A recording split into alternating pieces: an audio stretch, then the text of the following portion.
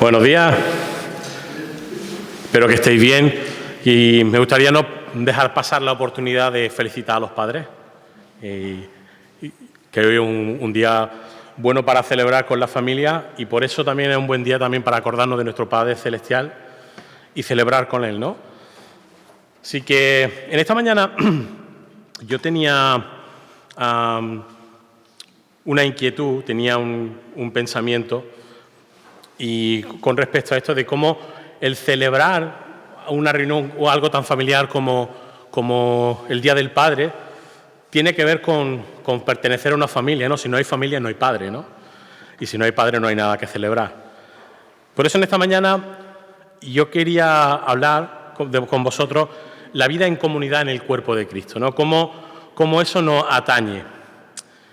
Si hay algo que sucede en esta sociedad, es que hay una cultura que está muy arraigada y esa cultura es la cultura de lo instantáneo, de lo inmediato, de lo rápido, ¿no? Y dentro de esa cultura vemos que hay una necesidad de que todos tengan su lugar. En esta cultura de lo inmediato y de la rapidez, todos y todos tienen que tener su lugar.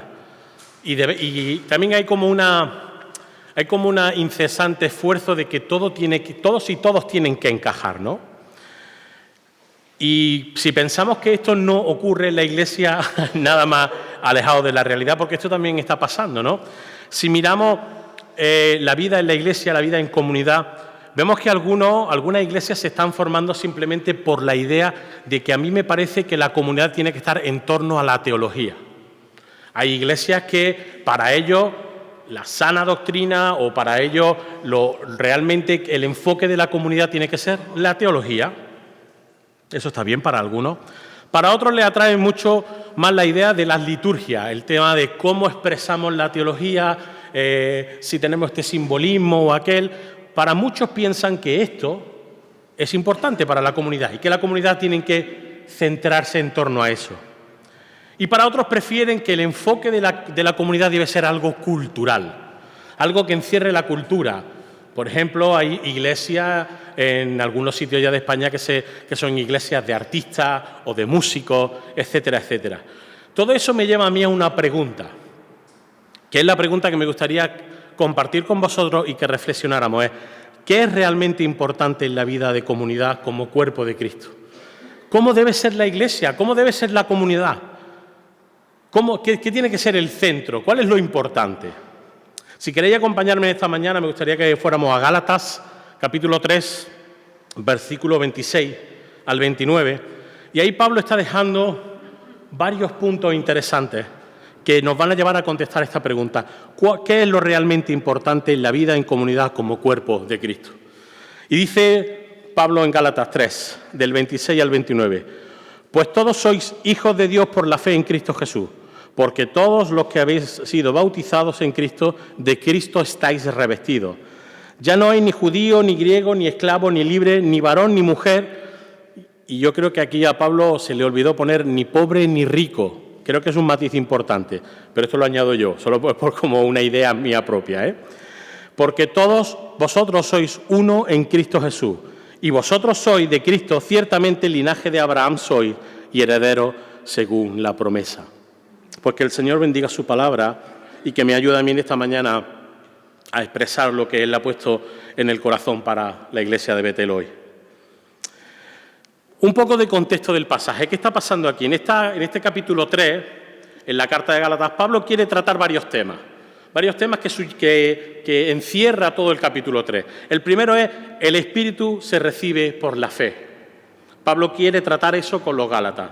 También el pacto de Dios con Abraham, eso es importante para los Gálatas. Y por eso Pablo quiere establecer esa base. El justo por la fe vivirá. Qué importante es ese mensaje de que nosotros, siendo justos, siendo justificados por la misma fe, vivimos por ella. Luego Pablo trata como penúltimo tema la ley y la promesa y el propósito de la ley. Bien, este pasaje nos sirve como un pasaje nexo, es un pasaje bisagra. ¿Por qué?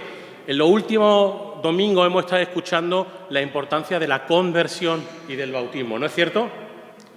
¿Cierto? Pues como estos dos aspectos nos ayudan a ser bisagra, porque esto nos inserta en la familia de Dios. Es decir, la conversión y el bautismo por obediencia nos inserta en la familia de Dios. Esto, por un lado, bueno, quiero decir, nos inserta en la familia de Dios por adopción, no porque hayamos ganado nosotros eso, sino por adopción. Esto por un lado. Y otras dos cosas que me gustaría resaltar que son interesantes a la hora de responder esta pregunta, son dos aspectos que se reflejan en el pasaje. El primero es que hay algo que me llama la atención y dice en el versículo 27, creo que es, sí, si no me equivoco. Sí, en el versículo 27 dice, estáis revestidos de Cristo. De Cristo estáis revestidos. Ahí hay un contraste muy interesante que Pablo está haciendo que vemos en otros sitios. Si nos vamos a Filipenses 2, versículo 7, Filipenses 2 dice, haya pues en vosotros el mismo sentir que hubo también en Cristo Jesús, el cual siendo en forma de Dios no estimó el ser igual a Dios como cosa a la que aferrarse, sino que se despojó a sí mismo, haciéndose semejante a los hombres. La pregunta en ese pasaje es, ¿de qué se despoja Jesús? ¿Se despoja de su poder? ¿Se despoja de su esencia, de su deidad? ¿De qué está hablando ahí Pablo? La palabra en el griego es kenosis. La palabra kenosis es vaciarse o despojarse. Y el contraste es muy interesante porque lo que hace Jesús ahí es despojarse de su derecho a estar en la gloria y a sus privilegios como Dios. La esencia como Jesús, como segunda persona de la Trinidad, como Dios, sigue estando. Y lo que sucede ahí es que Cristo, para poder ejecutar la salvación, se tiene que revestir de humanidad. ¿Veis el contraste? Nosotros, al ser insertados en la familia de Dios, somos revestidos de Cristo. ¿No os parece increíble? ¿No os parece maravilloso ese contraste? Jesús, siendo Dios, se reviste de humanidad para vivir la experiencia humana y hacer que tú y yo podamos estar insertados en esa familia y por el mismo efecto, al ser insertados en esa familia, somos revestidos de Cristo para su gloria. Amén. ¡Qué increíble! Es muy interesante porque al ser revestido, esa palabra es muy interesante porque mantenemos la esencia. Es como si nosotros le dijéramos a una tejedora, mira, quiero un jersey. Esto lo explica muy bien el señor Samuel Pérez Millo. Quiero un jersey. Y no es lo mismo que tú cojas un jersey que ya está hecho, que sea de tu talla, que te lo pongas, que te puede quedar más o menos bien, a que tú le digas a la persona, mira, téjelo encima de mi cuerpo, téjelo aquí. Y ella empieza a tejerlo encima de tu cuerpo. ¿Cómo quedará mejor un jersey que está tejido encima de tu cuerpo, que tú has sido revestido, o un jersey que tú has comprado de tu talla? Quedarás mejor revestido porque tu esencia, la esencia de quién eres tú sigue estando ahí, solo que tu apariencia, lo que la gente ve, lo que tú representas es a Cristo. Pues igual que Cristo fue revestido de humanidad para hacer esa simbiosis, esa experiencia humana, nosotros hemos sido revestidos de Cristo. Hay otra cosa que es muy interesante y es que hay unos elementos que Pablo está explicando que dice que hacen configuración, que explica cuáles son las personas que pueden pertenecer a esa eclesía. Dice que ya no es excluyente el pertenecer a la eclesía, a la comunidad, ni tu estatus social, ni tu procedencia, ni tampoco tu condición de género. Déjame aclarar lo de la condición de género porque últimamente esto está muy abusado. Tu condición de género de masculino o femenino, de varón o hembra, nada más. No hay hombre o mujer. No vamos a entrar más, pero quiero dejar claro que tu condición de género es esa. Pero la pregunta que subyace aquí, ¿por qué utiliza Jesús, por qué utiliza Pablo la palabra eclesía? La palabra eclesía quiero decir que no viene en el texto, pero está hablando de quién pueden formar parte de esa eclesía. Si nos vamos al griego, si nos vamos al griego antiguo, al griego clásico, la palabra eclesía viene de un contexto político. Curioso, ¿no? Que nosotros ya estemos llamando a la conjunción de los creyentes, lo llamamos iglesia, que viene de un contexto político, ¿verdad? La eclesía era una asamblea griega donde se trataban asuntos ciudadanos y de política y donde no podían pertenecer Mirad qué curioso, ni los esclavos, ni las mujeres, ni los niños, y ni tampoco los que no fueran griegos. Qué curioso que Pablo está diciendo esa aclaración de que ya no están excluidos ni tu condición, ni tu estatus, ni tu nacionalidad. Y es curioso que la eclesía era eso. Entonces la pregunta es, ¿por qué Jesús, por qué Pablo están utilizando ese concepto? ¿Por qué Jesús establece su comunidad llamándolo eclesía? Para mí la clave está en Apocalipsis 21, 5, donde ya leemos que Jesús, sentado en el trono, siendo rey, ya ha hecho nuevas todas las cosas. Y en teología existe una teoría que es lo inmediato, ahora sí, pero todavía no.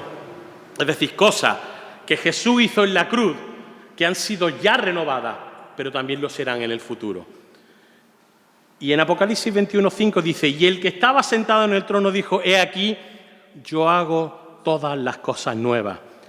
Y me dijo, escribe porque estas palabras son fieles y verdaderas. El Señor ha cogido algo abusado, excluyente, que no tiene nada que ver y lo ha hecho nuevo para que tú y yo estemos insertados en su familia.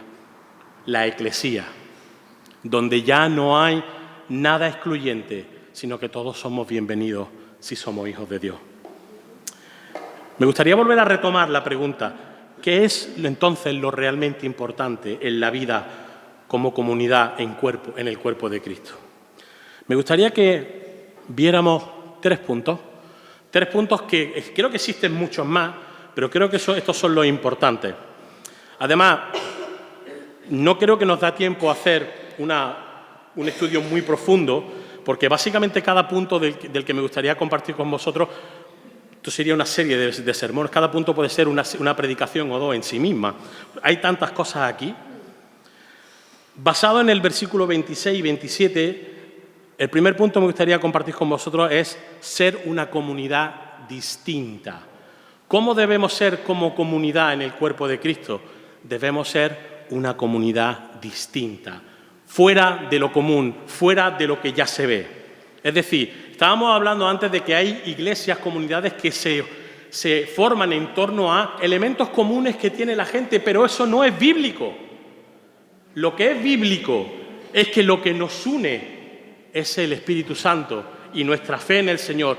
Todo lo demás ya existe en clubes, asociaciones culturales y otras cosas.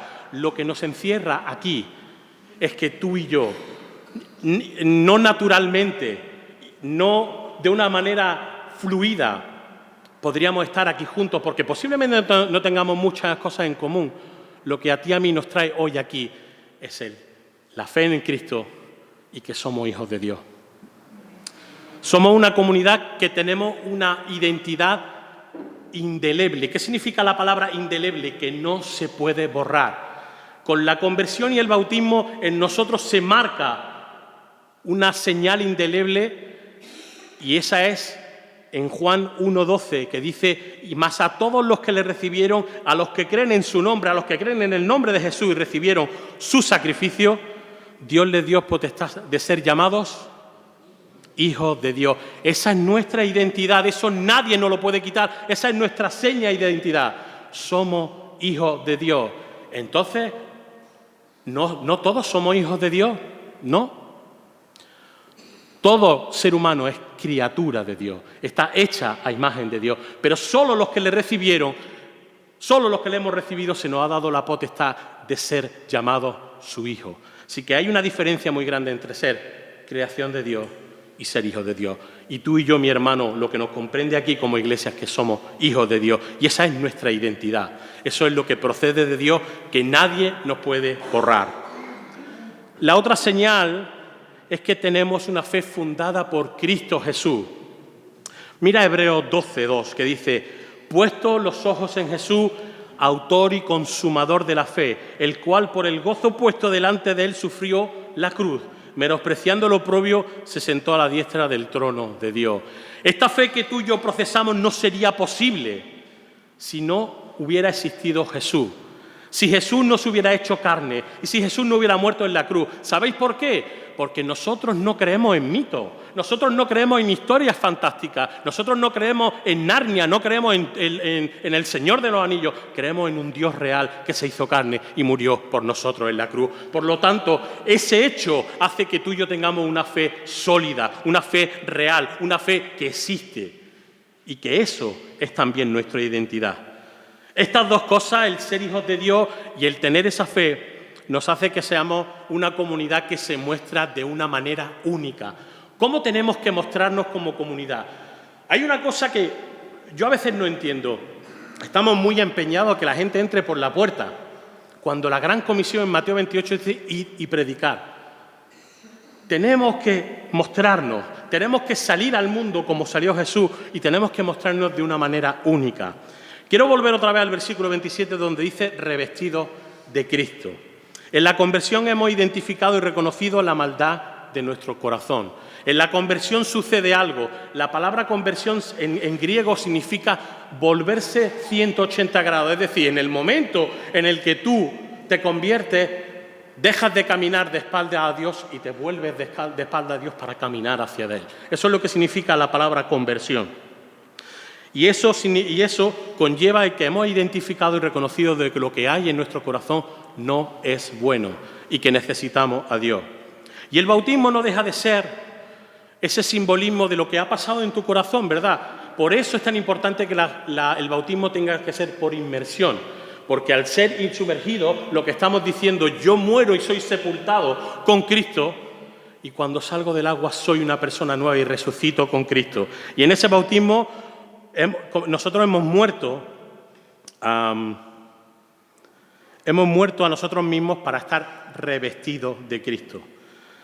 Por eso, teniendo estas dos cosas en cuenta, debemos ser una comunidad que siga el ejemplo de Jesús. Esto es tan importante y parece tan básico, pero no está tan claro. ¿Cuánta gente conocemos que dice ser cristiana y vive como le da la gana? Yo no puedo, no sé si me explico, yo no puedo ser fan de un equipo de fútbol y luego animar a otro equipo, ponerme la camiseta de otro equipo. Eso no es coherente, ¿verdad? ¿Cómo puedo yo ser cristiano o decirme que soy cristiano si no sigo las enseñanzas de Jesús? Es más, no solo no las sigo, sino no las vivo, que creo que es más importante. Déjame que vayamos a Efesios 5, del 1 al 5. Mirad lo que dice Efesios 5, del 1 al 5. Sed, pues, imitadores de Dios como hijos amados. Andad con su amor como también Cristo nos amó y se entregó a sí mismo por nosotros, ofreciendo sacrificio a Dios en olor fragante. Pero fornicación y toda inmundicia o avaricia ni aun se nombre entre vosotros como conviene a los santos. Ni palabras deshonestas, ni necedades, ni truanerías, que no convienen, sino antes bien acciones de gracia. Porque sabéis esto, que ningún fornicario o inmundo o avaro que es idólatra tiene herencia en el reino de Cristo o de Dios. Señores, estamos hablando de algo que no es trivial, estamos hablando de algo muy serio. El llamarse cristiano y no vivir como Cristo es tema de salvación o condenación. Dice aquí, porque sabéis que ningún fornicario o inmundo, es decir, cualquier persona que no vive conforme a las enseñanzas de Cristo, no tiene herencia en el reino de Cristo o de Dios.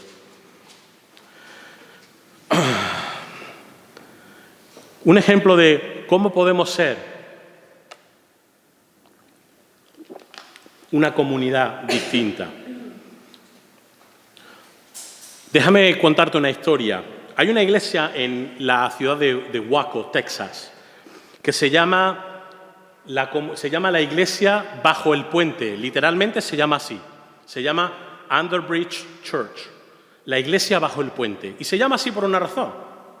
Una pareja de un matrimonio ya jubilado y algunos estudiantes de la universidad cercana a la Universidad de Baylor tuvieron la necesidad de ir a llevarle el evangelio a un hombre sin techo que vivía debajo del puente, de la interestatal, de la autopista.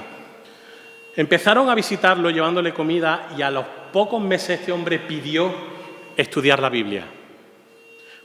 Y cuando empezaron a estudiar la Biblia, empezaron a aparecer otros indigentes.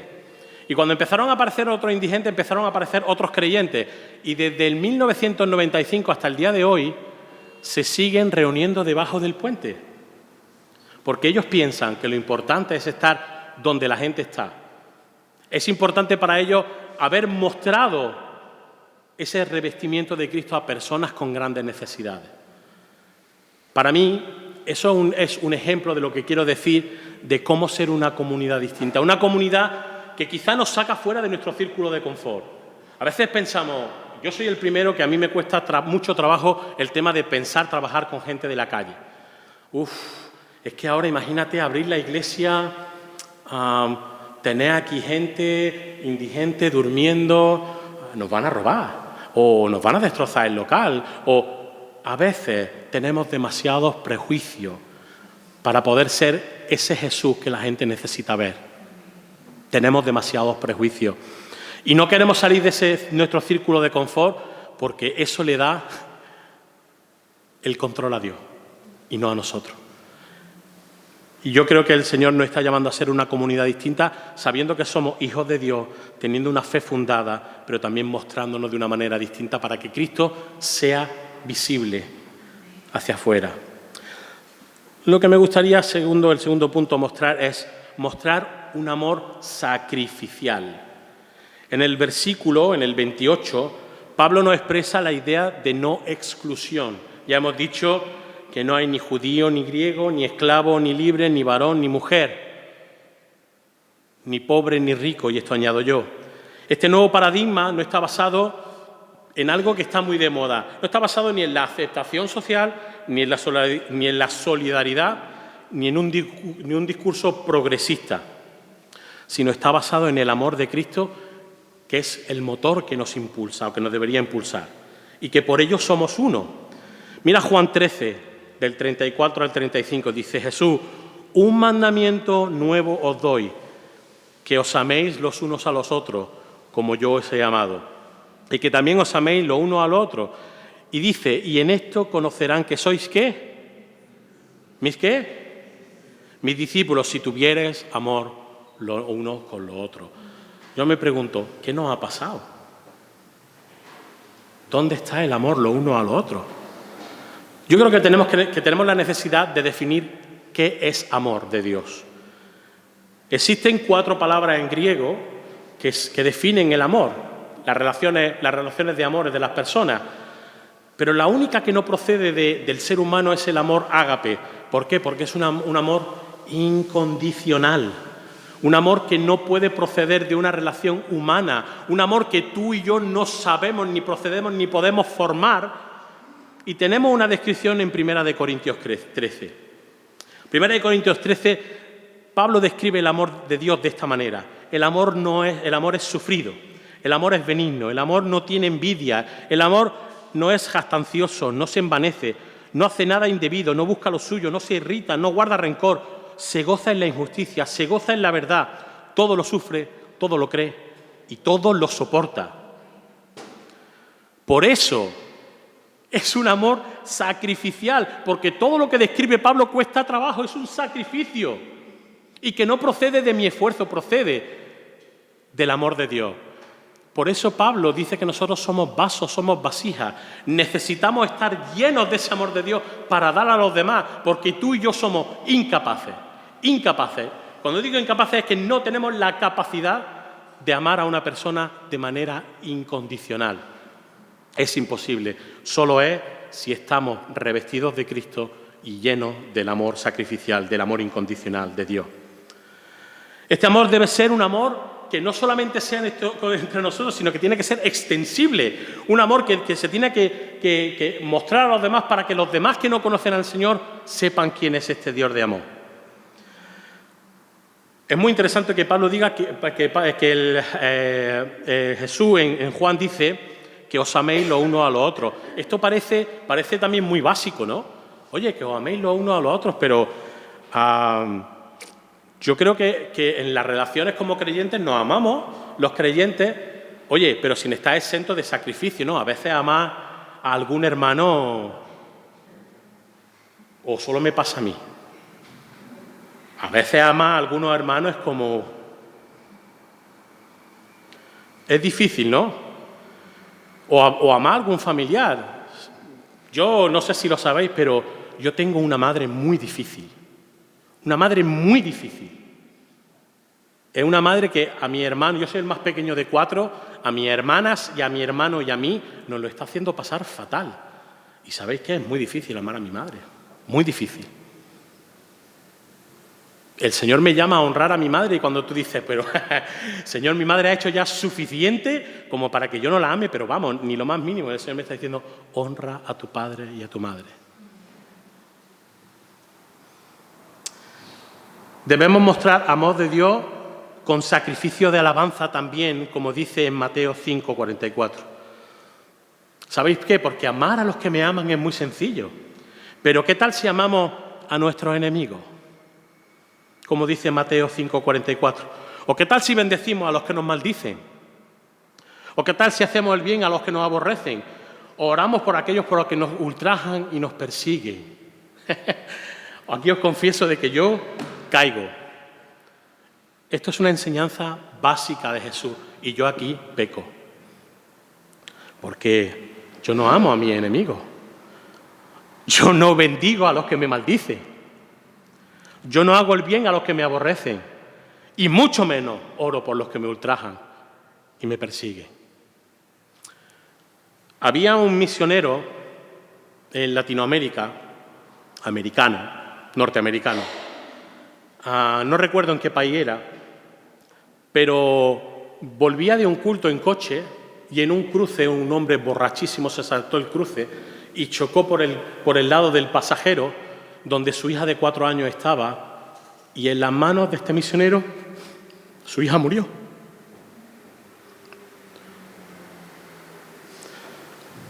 Este hombre tomó una decisión. Después de llorar mucho, yo no me puedo imaginar cuánto, y sufrir mucho, decidió ir a visitar a este hombre en la cárcel. Y después de mucho tiempo, este hombre se convirtió. Y ahora recorre en el mundo contando su historia.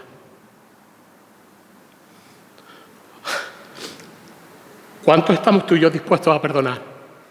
¿Cuánto tú y yo estamos dispuestos a reflejar ese amor sacrificial? ¿Sabéis? No puedo dejar de pensar en que ponemos muchas excusas, y yo el primero, de cuando tenemos que hacer esto. El primer ejemplo que tenemos es el de Jesús. Cuando le estaban poniendo el primer clavo en la mano, Él estaba diciendo, perdónalo, porque no saben lo que hace. Si Jesús, siendo Dios, pudo hacer eso, ¿cuál es tu excusa y cuál es la mía? ¿Cuál es nuestra excusa como iglesia? ¿Cuál es nuestra excusa como comunidad? Sé que nos han hecho mucho daño, sé que hemos sufrido divisiones, pleitos, contiendas, mentiras, pero el Señor nos llama a un amor que lleva un sacrificio. Y eso es una característica junto con ser una comunidad distinta que tenemos que mostrar como iglesia. Y ya como último, me gustaría decir que algo también muy importante es tener vida santa. ¿Qué es la santidad? Aquí hay que explicar dos cosas. Una cosa es santificación y otra cosa es santidad. La santificación es algo que no depende de ti, de mí, sino que depende de Cristo en la cruz. Aceptando su sacrificio somos santificados, es decir, santificación significa dejar de ser contados con los pecadores y ser ahora redimidos en la cruz por Cristo. Pero la santificación, la santidad es un misterio, porque la santidad no depende totalmente de ti, sino depende del trabajo del Espíritu Santo en tu vida, pero es algo que tú tienes que ir trabajando. ¿Me explico? Y vemos en el versículo 29 que nos recuerda que somos de Cristo, que esa muerte de Cristo en la cruz ahora nos pertenece, que nosotros pertenecemos a Cristo y que somos un linaje especial por adopción y por ello herederos de lo porvenir, conjunto con Jesús. Pero esta herencia conlleva una responsabilidad.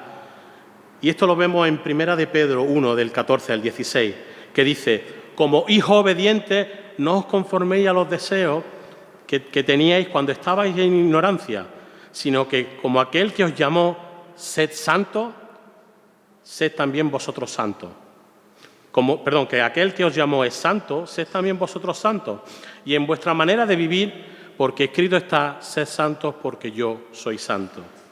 El hecho de ser santos no es un capricho fastidioso de Dios, que Dios nos está empujando a hacer como un capricho suyo, como algo que Él desea ver en nosotros sin que nosotros hayamos recibido un ejemplo, sino que es una señal inequívoca del carácter de Cristo.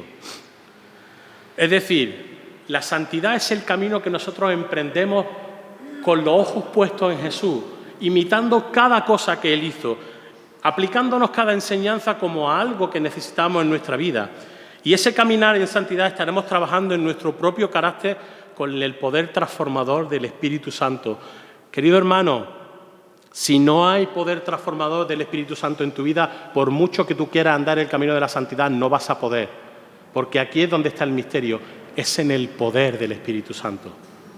La Biblia nos enseña que todo lo que hizo Jesús lo hizo siendo Dios, lo hizo en el poder del Espíritu Santo. Así que nosotros tenemos que buscar la transformación por medio del Espíritu Santo y así seremos transformados a la manera que Dios quiere. Y esta transformación dará visibilidad a Cristo en nosotros para que otros lo vean. Si no somos una iglesia que busca la santidad, una iglesia que busca aplicar lo que el Señor hizo, ser más parecida a Cristo, no vamos a ser reflejo de Cristo, no vamos a hacer nada. Por nuestros propios medios no somos suficientes. Por mucho que pensemos en estrategias de evangelización, por mucho que queramos predicar el Evangelio, sin el poder del Espíritu Santo y sin el camino de la santidad no hacemos nada. Seremos una asociación bíblica más. Pero tenemos que buscar tener vida santa, como Dios nos manda. Y esta vida santa es un acto de obediencia a Dios y que repercute en nuestra salvación. Y quiero aclarar que repercute en nuestra salvación. La conversión y el bautismo no son exclusivas garantías de nuestra salvación. Y es necesario también vivir de una forma agradable a Dios, es decir, vivir en santidad. Y como esto quiero que veáis que no me lo saco de la manga, Hebreos 12, del 13 al 14, dice: haced sendas derechas por vuestros pies para que lo cojo no salga del camino, sino que sea sanado. Seguid la paz con todos y la santidad sin la cual nadie verá a Dios. Sin la santidad sin la cual nadie verá a Dios. La santidad no es trivial, no es una elección, es una obediencia. Sin santidad nadie verá a Dios. Déjame concluir para terminar, después de que hayamos visto que la clave para ser una comunidad, una iglesia que es realmente importante en la vida, como comunidad, como cuerpo de Cristo, es ser una comunidad distinta, con esas señales de identidad que hemos visto. Mostrar un amor sacrificial, un amor que cuesta trabajo, pero que en el poder del Señor se puede tener vida santa. Déjame darte 2 o 3 cositas para que podamos, como herramientas para ayudar, para que nos ayudemos en cómo poner estas cosas en práctica. Al final, si lanzamos mucha teoría y no le ponemos pies para cómo yo lo encajo en mi día a día, la verdad es que no sirve de mucho. Vivamos de manera diferente a lo que lo hace el mundo. Tenemos el ejemplo de Jesús para mostrar que siendo hijos de Dios, esto nos hace diferentes. Yo quiero animarnos, que nuestra iglesia tiene que empezar a tener una visión hacia cómo la iglesia de Alonso de Palencia, número 16, tiene que impactar y mostrar a Jesús en este barrio, en esta ciudad y sus necesidades. Acercándonos a la gente, siendo una comunidad diferente como Jesús hacía, supliendo las necesidades de las personas y hablándole del mensaje de vida. Necesitamos saber y pensar cómo mostrar el corazón de Dios a este barrio. Y creo que es algo que necesitamos pensar en ello. Si queremos ser una comunidad diferente, si queremos mostrar una comunidad según nos dice la Biblia. Ejercita el amor incondicional como segunda cosa. El amor incondicional de Dios con aquellos que ama y especialmente con aquellos que no. ¿Sabéis? Hay un estudio de una misión que creo que fue en 2005 o 2006, que se preocupó por un dato que les llamaba la atención, y es que en Europa había muchos misioneros que después de varios años dejaban el campo de misión, es decir, no solamente se iban del campo de misión, sino que se volvían a su sitio de procedencia y no querían volver a saber más ni de misiones, ni de ministerios, ni de nada. Y esta misión empieza a pensar, ¿y esto por qué es? ¿Sabéis cuál fue la conclusión del estudio? La conclusión del estudio fue que la razón por la cual los misioneros se van del campo de misión es por otros misioneros. Es decir, quien está poniendo la piedra en el zapato son mis propios hermanos. Quien está haciendo daño a otros misioneros son los compañeros de ministerio. Creo que todos podríamos hablar aquí de una manera muy larga y extensa cuántas cosas nos han hecho daño como iglesia. Cuántas cosas, pastores, líderes, otros hermanos, muchas cosas. Pero creo que tenemos que ejercitar una herramienta y es pedir a Dios que cambie nuestro corazón como iglesia. Necesitamos no solamente pedir perdón, sino que el Señor inunde nuestro corazón como iglesia de ese amor sacrificial, que a pesar de lo que ha pasado, podamos mostrar el amor de Dios. Pidamos al Espíritu Santo que nos ayude en nuestro camino hacia la santidad, para ser cada día más como Jesús. Hay dos disciplinas espirituales que la iglesia tiene muy olvidadas, y una es la oración y el ayuno. Debemos pasar más tiempo orando y ayunando. ¿Lo hacía Jesús? Como iglesia lo tenemos que hacer. Y mis queridos hermanos, lo último que quiero deciros es que si vivimos como comunidad estos aspectos y estos preceptos y estas herramientas, estaremos más cerca de ser la iglesia que hay en el corazón de Dios. ¿Tú quieres ser parte de la iglesia que hay en el corazón de Dios? Pues que el Señor nos ayude a meditar y a poner en práctica cada una de las cosas que el Señor nos ha dicho en esta mañana. Que el Señor os bendiga.